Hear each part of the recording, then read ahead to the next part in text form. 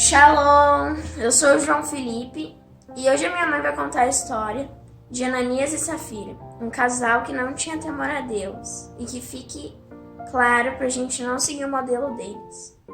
Quer saber mais? Vem comigo então. Shalom! Antes de começar a nossa história, vamos pedir para o Espírito Santo, né? Para ele abrir nossos olhos espirituais, nossos ouvidos espirituais, né? Mas uma coisa que eu tenho pedido muito para o Senhor é que ele me dê temor, né? Vamos pedir temor para o Senhor, porque essa história de hoje vai falar justamente sobre a falta de temor, né? Desse casal, Ananias e Safira, que acabaram mentindo, né? Para os discípulos, para os apóstolos. E por isso que a nossa história de hoje leva esse nome, né? A mentira tem a perna curta e o nariz grande. Então, vamos pedir porque assim, ó, em Efésios, né, capítulo 6, fala sobre a armadura de Deus. E a armadura de Deus, ela fala, né, da couraça da justiça, do capacete da salvação, né, do escudo da fé, da espada do Espírito, né, dos calçados da preparação do Evangelho da Paz. Mas a armadura tem um item muito importante, que é o cinturão da verdade, né? O cinturão da verdade. E então, essa verdade é que tem que nos acompanhar, né? E para essa verdade nos acompanhar, a gente precisa ter temor de Deus. Temor por Ele, né? Uma coisa que eu acho bem interessante, né? Que essa parte da armadura, ela segura, né? O cinturão, a couraça da justiça, né? O cinturão segura a couraça. Então, são duas partes da armadura que andam juntas. E dois heróis da fé que eu gosto muito, que usavam cintos, né? O Elias, né? Que é o meu segundo herói da fé favorito. E João Batista, né? O primo de Jesus.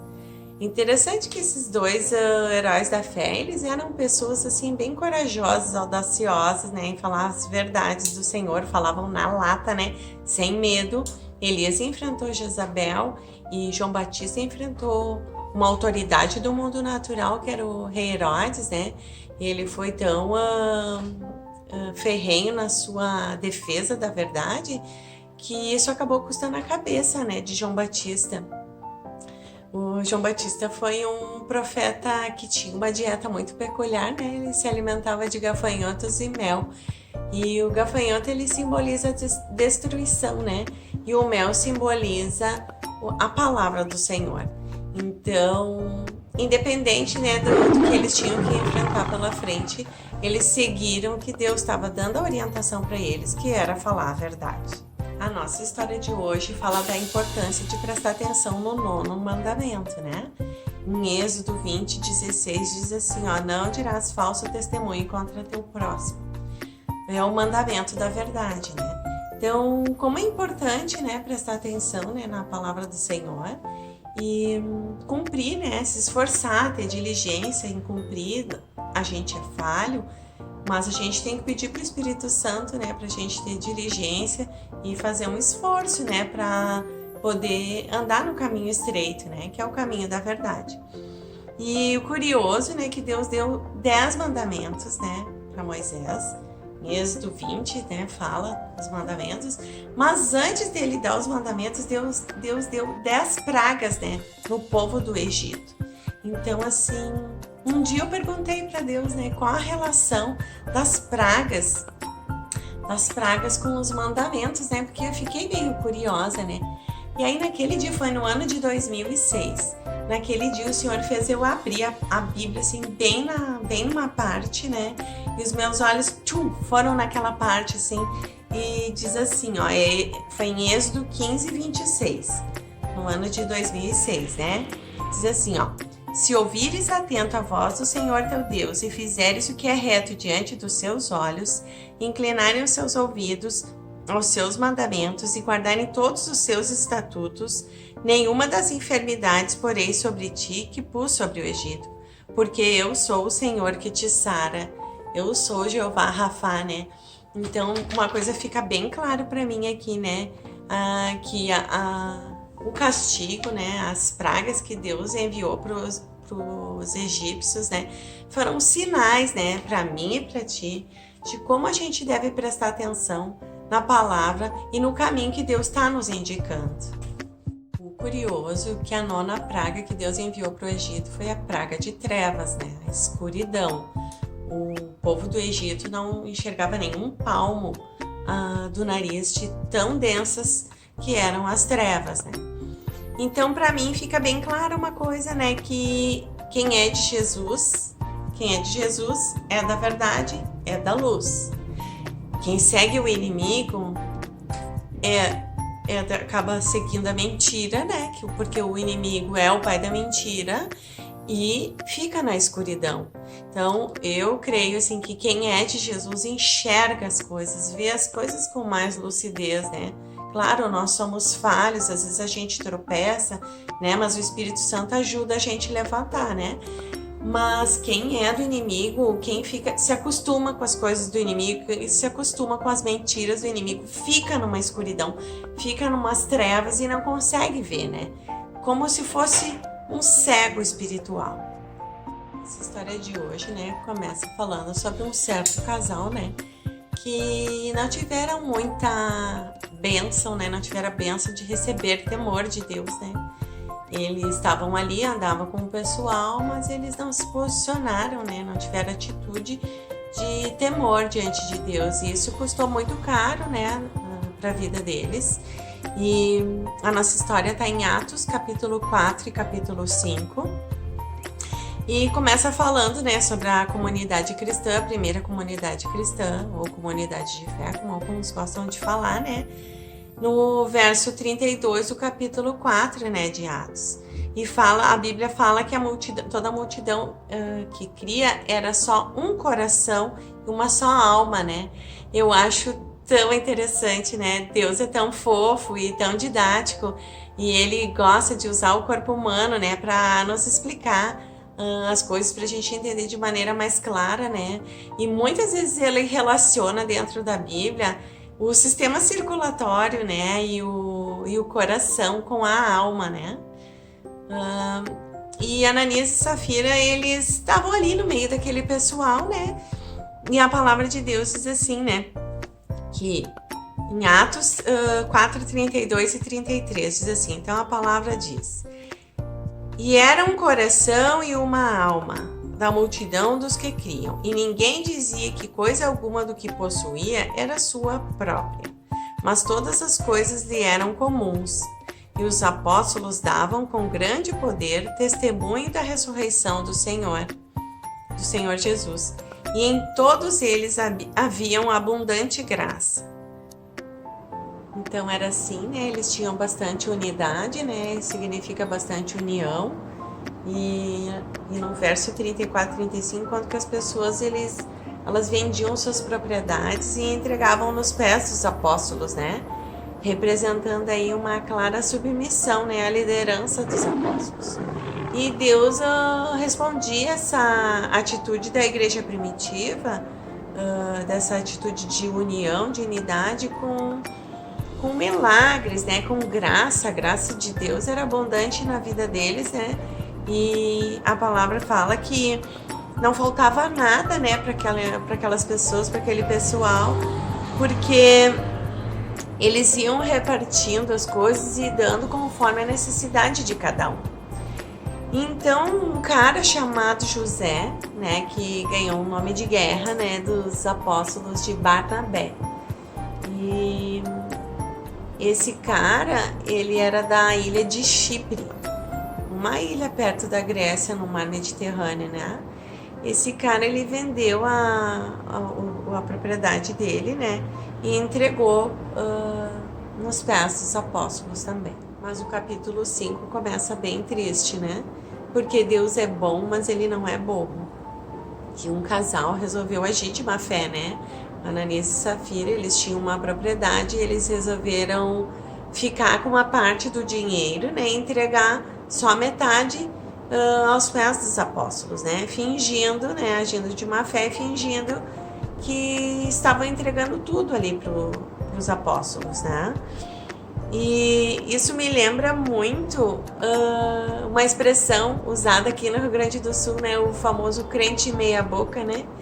O famoso crente meia boca é aquele que metade obedece Deus e metade resolve fazer as coisas da própria cabeça, né?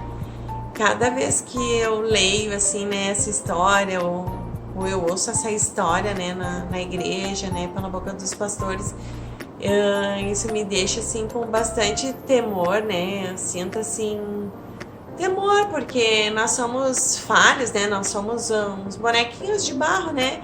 E nós precisamos pedir muito temor para Deus, para não cair nesse erro, né, de Ananias e Safira, né, nessa vida de fingimento que eles escolheram, né, e como isso é perigoso, isso é muito perigoso, e eles pagaram muito caro, né, por essa escolha de desobediência, né, dos apóstolos, assim, eles tinham o direito, né, a propriedade era deles, né, eles podiam, se eles quisessem, ficar com a propriedade deles, ou se eles quisessem ficar com o dinheiro, né, eles poderiam ficar. O problema é que eles resolveram mentir, né, mentir para os apóstolos de Jesus. Pedro discerniu a mentira, né, e largou na lata, assim, de Ananias. Engraçado que quando eles mentiram e eles foram procurar os discípulos, eles vieram em momentos separados, né? É tão interessante isso, porque uma das coisas que o inimigo faz, né, na vida das pessoas é a divisão, né? Então, na hora deles trazerem aquela mentira, eles nem vieram juntos. Primeiro veio o Ananias e depois veio a Safira, né? Então, assim, ó, aí no verso 3 e 4 diz assim, ó. Então disse Pedro: Ananias, por que encheu Satanás o teu coração para que mentisse ao Espírito Santo e retivesse parte do preço da herdade? Guardando-a não ficava para ti, e vendida não estava no teu poder? Por que formaste esse desígnio em teu coração? Não mentiste aos homens, mas a Deus. Atos 5, verso 3 e 4. E aí tu sabe o que aconteceu? Ananias caiu morto ali, ó, na frente de Pedro. Uma coisa que eu acho muito interessante, né, que como a gente pode estar sujeito, né, se a gente não tiver vigilância, tanto a voz do Espírito Santo, né, como a voz do inimigo. Porque no capítulo 16 de Mateus, né, fica bem claro ali quando Jesus diz no verso 17, né, bem-aventurado tu, Simão Barjonas, porque tu não revelou a carne e o sangue, mas meu Pai que estás nos céus. Isso ele diz, né, no verso 17 para Pedro, como Pedro tinha recebido uma revelação de quem era Jesus, né? E aí, logo em seguida, né, no verso 23, quando Jesus fala o que ele vai passar e Pedro tenta, assim, impedir, né, com palavras, Jesus fala assim, ó, e ele voltando-se, disse a Pedro: para trás de mim, Satanás, que me serve de escândalo, porque não compreendes as coisas que são de Deus, mas são as que são dos homens. E eu acho tão interessante isso, né, porque Pedro, ali no mesmo capítulo, a palavra mostra que ele ficou assim, ouvindo a voz do Espírito Santo primeiro, né, e depois ele ouviu a voz do inimigo, né. Então que isso sirva de lição, né, para mim e para ti, né, que somos falhos, mas a gente tem que se arrepender e procurar buscar, né, a voz do Espírito Santo. E para isso, o único caminho é pedindo temor a Deus. É pedindo temor, assim, muito temor e misericórdia, porque nós, enquanto a gente estiver nessa caminhada de fé aqui na Terra, a gente pode estar sujeito, né, às vozes do inimigo também. Mas o importante é ouvir a voz do Espírito Santo. Então, tu sabe o que aconteceu? Aquele pessoal recolheu o corpo de Ananias, né? E aí, quase 3 horas depois, chegou Safira, né?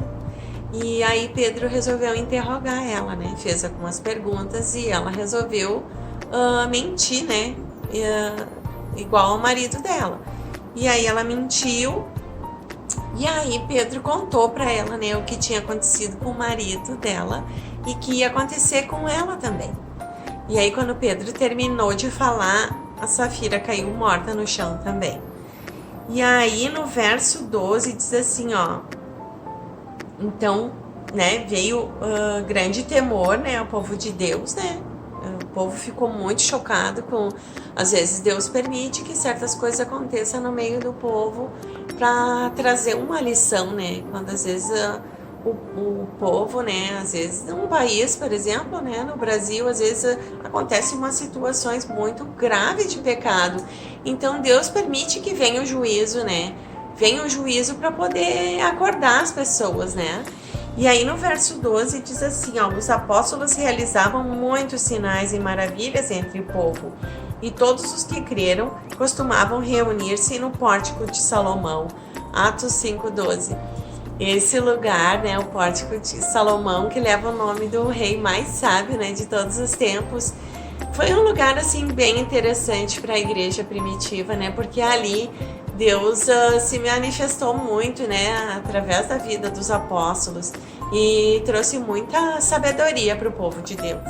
No verso 14 diz que a igreja crescia muito, né, e Deus usava muito os apóstolos em autoridade, né, uma coisa que eu aprendi, né, com meu pai, com a minha mãe, que Deus, ele divide a autoridade dele, né, com os servos dele, mas a glória dele, ele não divide com ninguém, né, para ninguém ficar convencido, né, e a glória é de Deus, né, então pra gente ficar bem antenado que a gente é apenas servo, né, servo do Senhor Jesus, e a glória é de Deus, né, a glória é de Jesus, e a autoridade ele divide, mas a glória ele não divide com ninguém.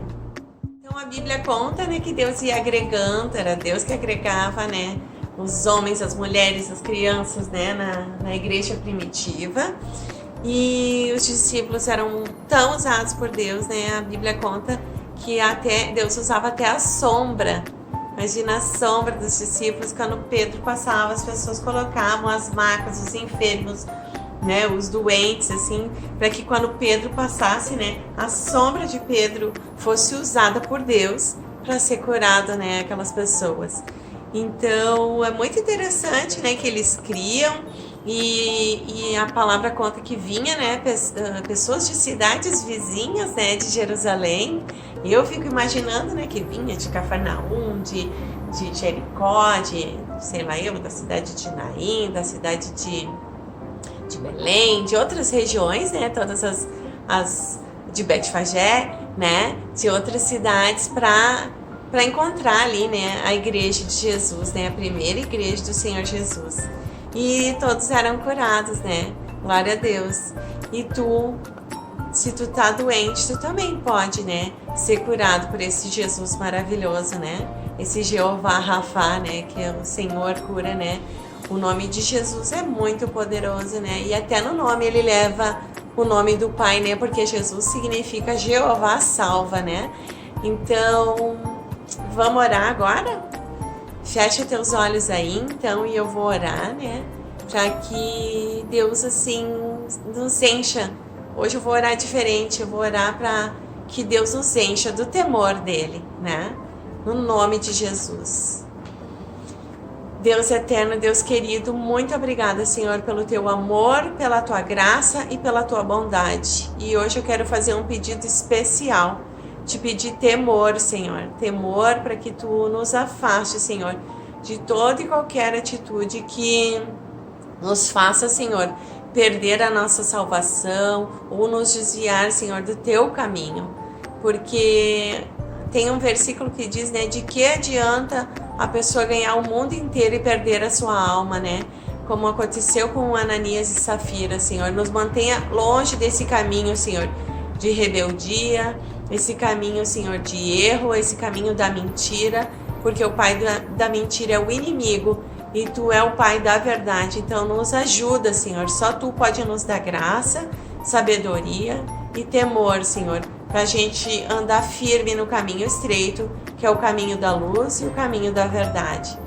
Em nome de Jesus. Amém. Então tá, né? Tu gostou da história?